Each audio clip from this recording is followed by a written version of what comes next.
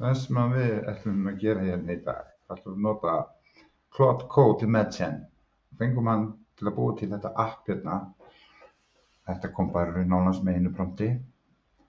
Og það sem þetta app gerir sem að hann bjóð til í þessu sessjóni, þetta er bara í þessu sessjóni og það er engin COVID og ekki neitt, það kemur ekki neitt út úr þessu, þetta er bara það sem við sjáum hér og nú.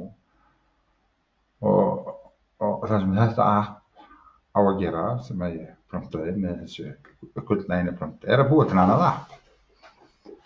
Þannig við ætlum að sjá hvort að við getum notað Claude Code til að búa til app með appinu sem við byggum til. Ekki Claude Code fyrir ekki, heldur Claude Imagen.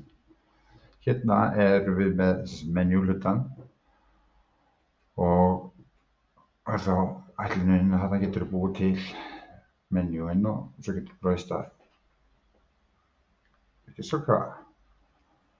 Og þá færðu tillögur með næstu skref og þá klárar hún að byggja menjúinn. Við getum fengið þetta sem JSON-skrá. Veistu að desktop er ekki ennþá fengið hann features til þess að virka með þetta. Það er sjáum hvað gerist og til ætlunin með því er að maður getur gert þetta aftur en þetta er víst í beta ennþá hjá þeim. Þannig að við sjáum hvað þetta er. Mér finnst mjög gaman ég nota þetta bara núna til þess að brainstorma svona. Eins og hérna ég hugsa að gæti maður búið til app sem myndi hjálpa manni til þess að gera einhvers konar upphafsstillingar á nýjum verkefnum eða nýjum appum. Þannig að það þurfi ekki alltaf einhvern veginn að byrja frá grunni. Heldur getur maður nýtt sér einhvers konar svona valmynd til þess að byrja, svo myndi maður varkóta. Og það er svo skemmtilegt við þetta, maður vantar eitthvað svo núna, þá gleymdi ég greinilega að setja inn lýsingu á appinu sem er alltaf mjög nauðsynlegt. Þannig að við bætum því bara við með einu prompti. Og þá fáum við vantarlega nýjan glugga sem er þá með lýsingu á öllu.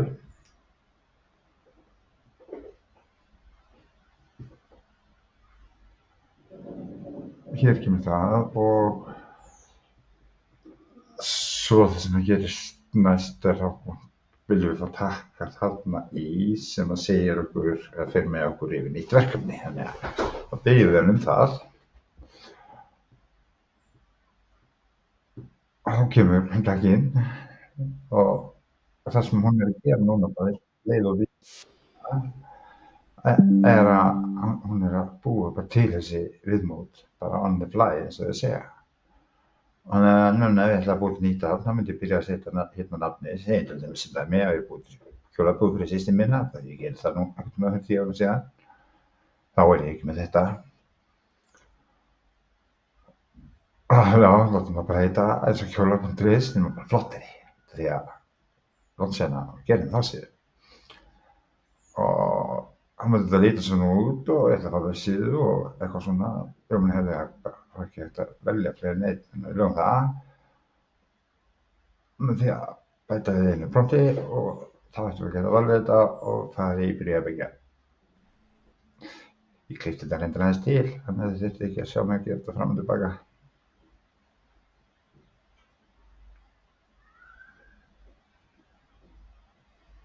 Og þá sjáum við, þetta er náttúrulega allt bara þykistunni eins og er, en svona ímyndum með sér að þetta myndi þá virka.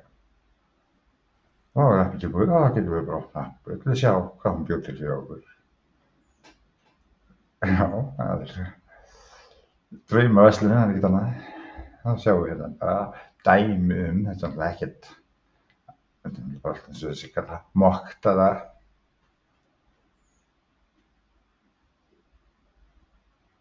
Og þá getum við stækkað þetta upp og byrja að eittir þetta eða segja hvað við viljum breyta eða byrja bara að nota þetta og sjá hann að búa til alla vídeósinn eins og koma og svo tekum maður bara screenshot reglulega af þessu og svo til þess að búa til appið, þú ert komið með screenshotin sem þið vantar, þá getum við farið bara inn í Artifacts, inn í Claude eða opna kód í tölvunni og beðið hann að búa til plan út frá screenshotinu frá þessu. Ég veit, það hlýtur að koma svo, þetta er náttúrulega bara ennþá í beta, það hlýtur að koma svo næst einhvers konar tenging á milli.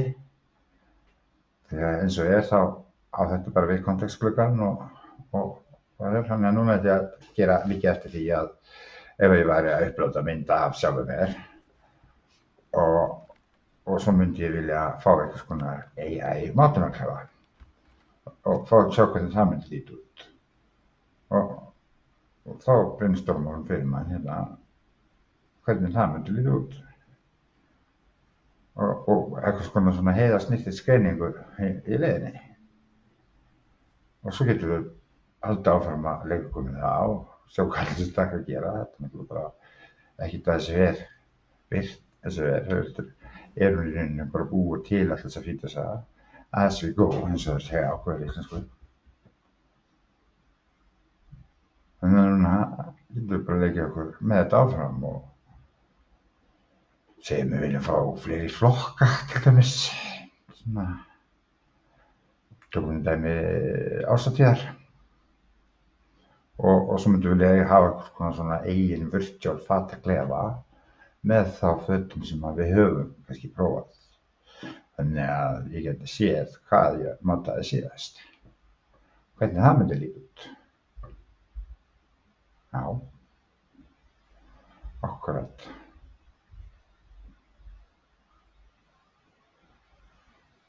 Það var svolítið snögt að vera með svona screenshotinu og höldum áfram.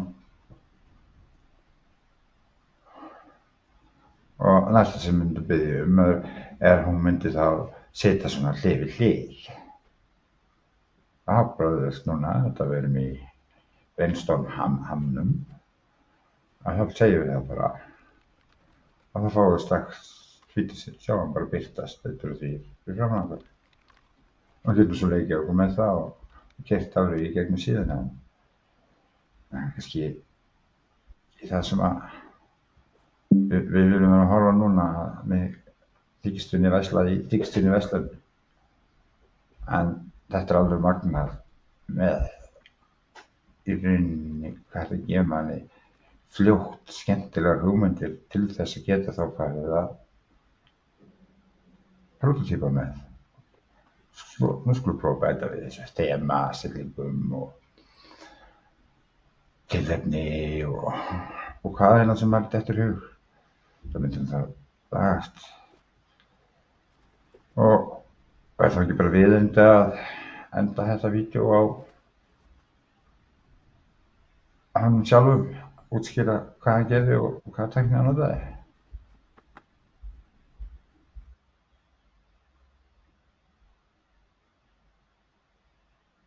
Eins og fyrst, jú, það kemur þetta, já. Draumaverslun og svo varum við með svona, já, akkurat. Svo prófaði ég líka með hvernig hann geti sagt allt sem hann gerði. Þetta fyndi hvernig hann orðaði það að þetta er einstök beiðni, eins og hann aldrei fengið þetta áður. Og svo baði hann bara að koma með þetta sem hann hafði gert. Klippti aðeins til hérna. En það fyndi að sjá þetta og þetta er allt gert bara með kóða, ekki í neinu myndaforriti. Svo náttúrulega klippi þetta saman á endanum sem tók þessi screenshot fyrir mig.